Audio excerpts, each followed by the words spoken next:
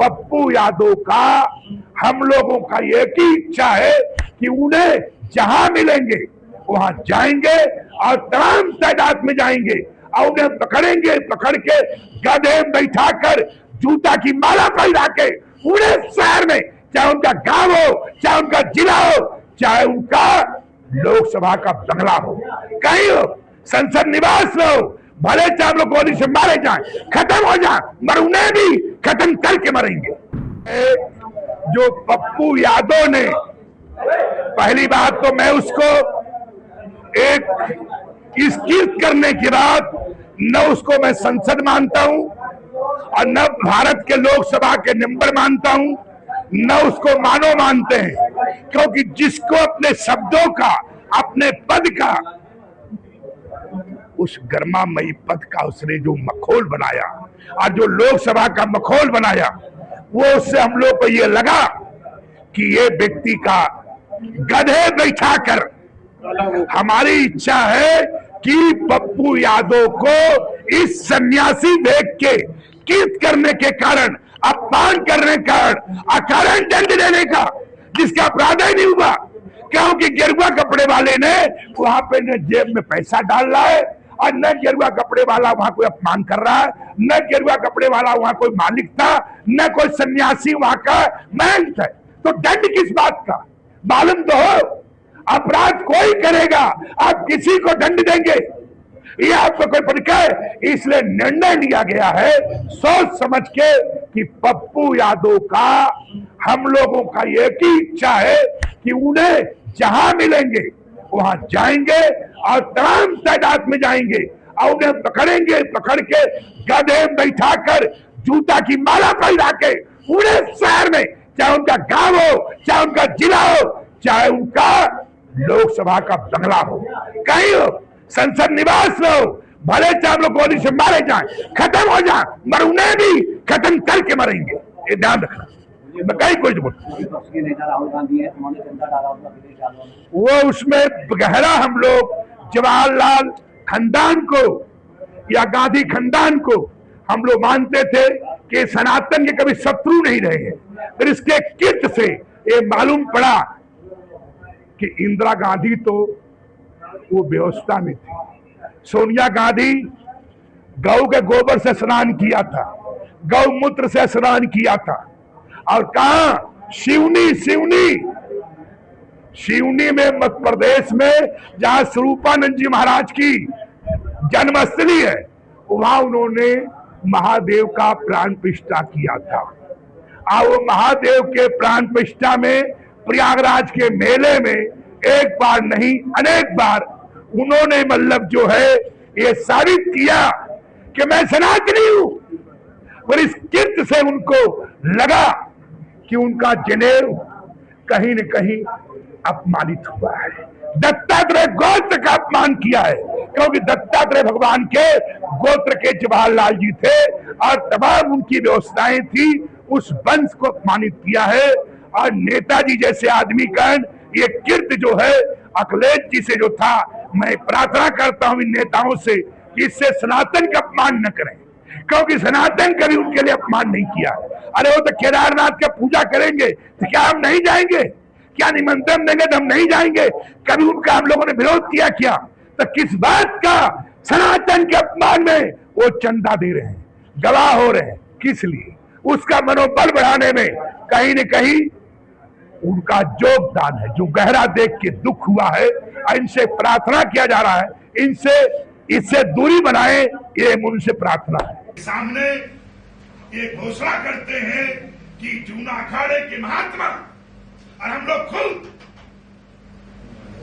जिन्होंने संस्कृति को हमारे नुकसान पहुंचाया है, रावण जैसे आदमी को ज्ञानी होने के बाद भी, भक्त होने के बाद भी उसको इस समाज आज तक माफ नहीं किया है। इसलिए मैं वो कलंक हो, चाहे जस हो, चाहे अध्यक्ष हो, पर उस संसद को जिसने सन्यासी बनकर ये सनातन को उसने मजाक बनाया, खिलौना बनाया, और उसको हम लोग कभी भी कहीं भी जूना अखाड़े के महात्मा, अखाड़ा परिषद के अधिकारीगण और हम लोग मिलकर कहीं भी उसको पकड़ेंगे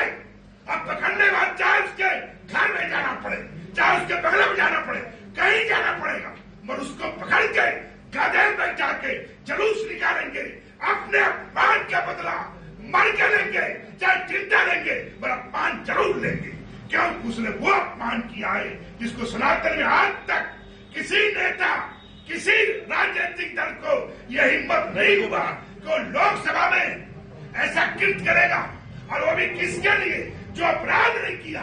अरे वहां चंदा चोरी में, अरे बेरुआ कपड़े वाले होते, त्रिपुंड वाले होते, हम लोग चोरी करते तो फिर भी ठीक था। अपराध तो हुआ ही नहीं, बिना अपराध का वो करोड़ों को डटी देगा, तो उसको जीने का अधिकार नहीं है। इसलिए हम राग के माध्यम से बोल रहे, कभी भी हम लोग अनिश्चित काल में कभी भी कहीं भी कुछ भी करेंगे, उसको गधे बैठाएंगे, चाहे पुलिस हमको डांट डाले, चाहे एक लिए क्राइम मुकदमा कायम हो जाए, पर उसको छोड़ेंगे।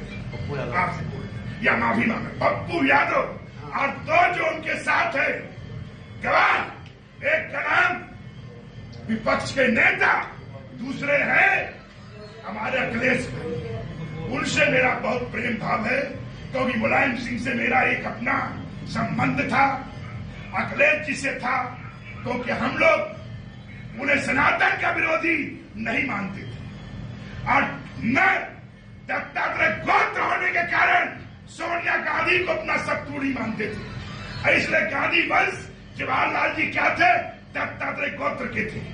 इस कारण से हम उनके प्रति आदर भाव रखते थे। राजकीय उनको, उस अपराधी को चंदा दे रहे, चंदा दान के समय देते समय आप पात्र कुपात्र नहीं देखेंगे, चोर कर देंगे, कालनेमी के साथ जॉब करेंगे, तो आप कालनेमी नहीं हुए।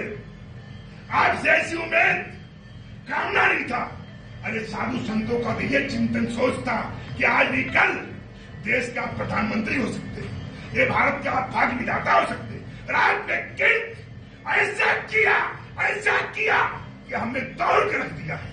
मेरे पास शब्द इससे ऊपर नहीं कि मैं उनके लिए कुछ भी बोल सकता हूं। दूसरा, आज पिता तुल राजा कैसा होना चाहिए, तो आज प्रधानमंत्री जी ने उनका जो पीठ देखा कि बुंदगाद गिर सहे जैसे, घर के बचन संत सही जैसे।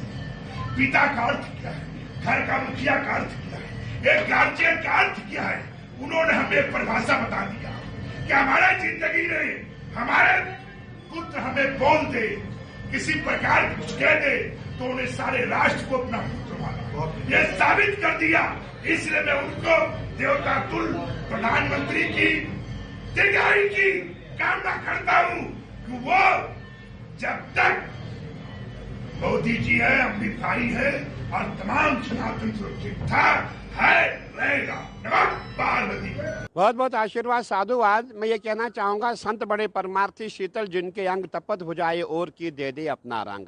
संत जो है बड़े परमार्थी होते हैं, और पप्पू यादव संतों को बदनाम करना चाहते हैं। जो उन्होंने किया है, बिल्कुल स्वांग बन करके संतों को दर्शाया गया है, भीख मांग रहा है और लोग उसको पीट रहे हैं। उसने दिखाने का प्रयास किया है संत चोर होते हैं। मैं पप्पू जी को कहना चाहूंगा, आप क्षमा मांगे, माफी मांगे, नहीं तो देश के जितने भी संत महात्मा है आपके खिलाफ आंदोलन छेड़ेंगे।